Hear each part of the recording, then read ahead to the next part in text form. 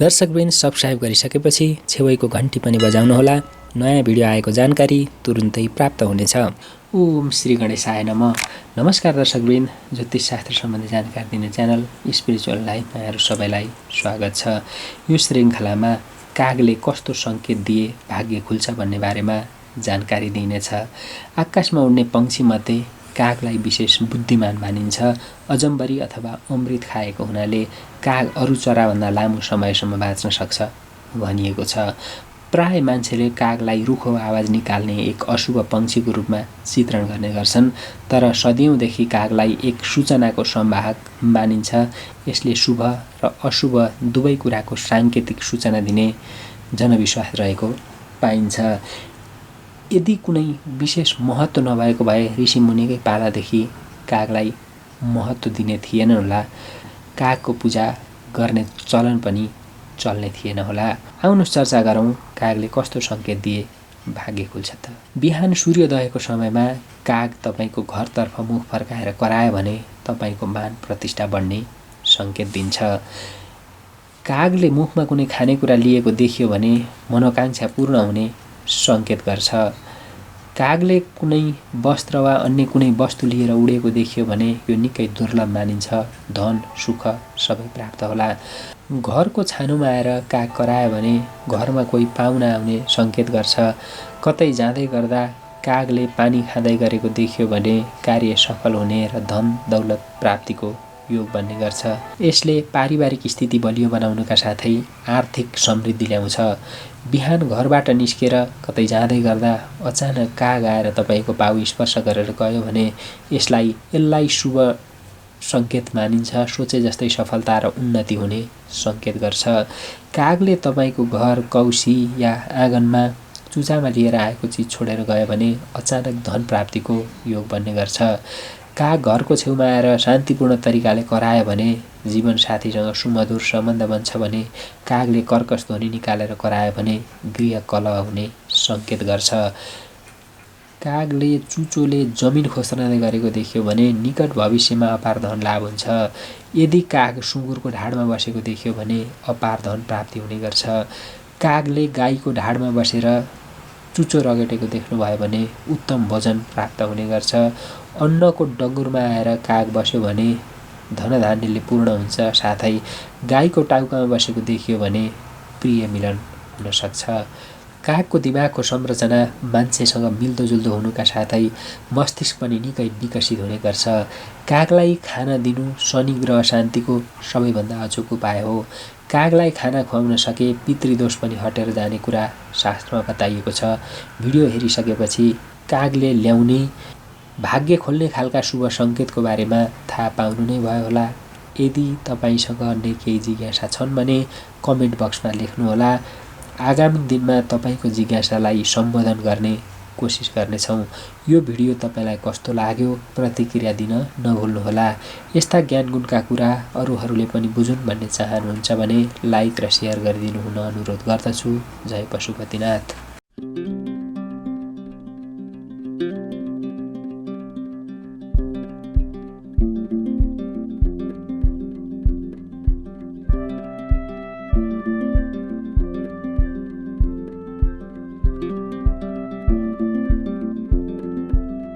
बिहान सूर्योदयको समयमा काग तपाईँको घरतर्फ मुख फर्काएर करायो भने तपाईँको मान प्रतिष्ठा बढ्ने सङ्केत दिन्छ। कागले मुखमा कुनै खानेकुरा लिएको देखियो भने मनोकाङ्क्षा पूर्ण हुने सङ्केत गर्छ।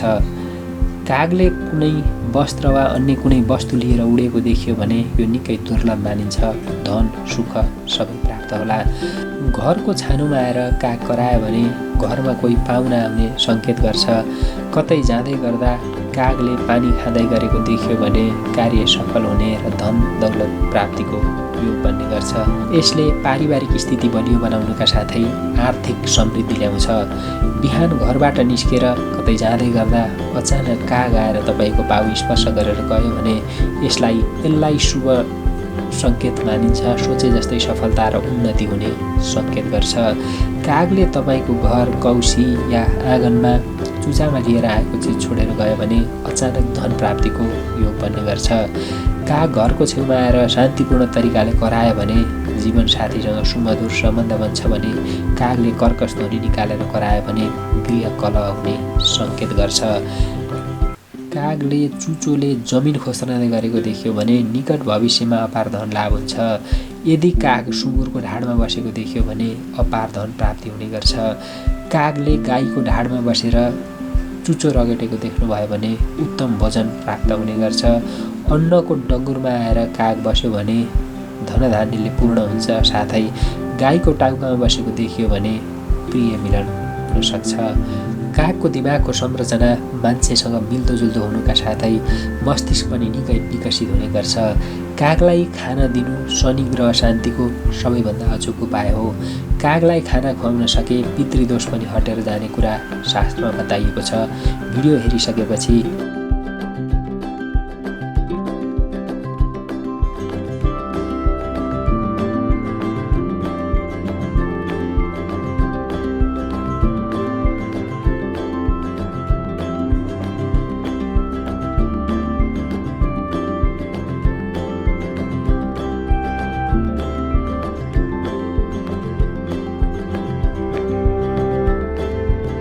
बिहान सूर्योदयको समयमा काग तपाईँको घरतर्फ मुख फर्काएर करायो भने तपाईँको मान प्रतिष्ठा बढ्ने सङ्केत दिन्छ। कागले मुखमा कुनै खानेकुरा लिएको देखियो भने मनोकांक्षा पूर्ण हुने सङ्केत गर्छ। कागले कुनै वस्त्र वा अन्य कुनै वस्तु लिएर उडेको देखियो भने यो निकै दुर्लभ मानिन्छ। धन सुख सबै प्राप्त होला। घरको छानुमा आएर काग करायो भने घरमा कोही पाहुना आउने सङ्केत गर्छ। कतै जाँदै गर्दा कागले पानी खाँदै गरेको देखियो भने कार्य सफल हुने र धन दौलत प्राप्तिको योग बन्ने गर्छ। यसले पारिवारिक स्थिति बलियो बनाउनुका साथै आर्थिक समृद्धि ल्याउँछ। बिहान घरबाट निस्केर कतै जाँदै गर्दा अचानक काग आएर तपाईँको पाउ स्पर्श गरेर गयो भने यसलाई शुभ सङ्केत मानिन्छ। सोचे जस्तै सफलता र उन्नति हुने सङ्केत गर्छ। कागले तपाईँको घर कौसी या आँगनमा चुचामा लिएर आएको चिज छोडेर गयो भने अचानक धन प्राप्तिको योग बन्ने गर्छ। काग घरको छेउमा आएर शान्तिपूर्ण तरिकाले करायो भने जीवनसाथीसँग सुमधुर सम्बन्ध बन्छ भने कागले कर्कश ध्वनि निकालेर करायो भने गृह कलह हुने सङ्केत गर्छ। कागले चुचोले जमिन खोस्न गरेको देखियो भने निकट भविष्यमा अपार धन लाभ हुन्छ। यदि काग सुँगुरको ढाडमा बसेको देखियो भने अपार धन प्राप्ति हुने गर्छ। कागले गाईको ढाडमा बसेर चुचो रगेटेको देख्नुभयो भने उत्तम वजन प्राप्त हुने गर्छ। अन्नको डङ्गुरमा आएर काग बस्यो भने धनधान्यले पूर्ण हुन्छ। साथै गाईको टाउकामा बसेको देखियो भने प्रिय मिलन हुन सक्छ। कागको दिमागको संरचना मान्छेसँग मिल्दोजुल्दो हुनुका साथै मस्तिष्क पनि निकै विकसित हुने गर्छ। कागलाई खाना दिनु शनि ग्रह शान्तिको सबैभन्दा अचुक उपाय हो।